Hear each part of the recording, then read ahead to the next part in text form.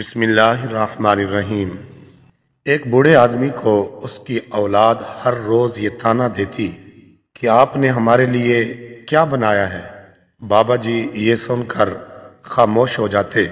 اگلی صبح پھر اسی بحث کو لے کر بچے اپنے بوڑھے باپ کا جینا حرام کرتے اور بیچارہ بوڑھا صبر کے ساتھ اپنی اولاد کے اس طعنے کو سہتا بھی اور سنتا بھی، لیکن خاموش رہتا تھا۔ جب موت کا وقت قریب آیا اور بوڑھا بستر مرگ پر لیٹ گیا تو جاتے جاتے اپنے بچوں کو ایک کاغذ کا ٹکڑا دے گیا جس پر لکھا تھا، اس گھر کے نیچے میری عمر بھر کی جمع پونجی ہے، بھاری خزانہ ہے، کھود کر نکال لینا۔ یہ پڑھنا تھا کہ بچوں کی خوشی کا کوئی ٹھکانہ نہ رہا۔ بڑے احترام سے باپ کی میت کو دفنایا، پھر اگلے ہی دن پورے گھر کو ملبے کے ڈھیر میں تبدیل کر دیا اور کھدائی شروع کر دی۔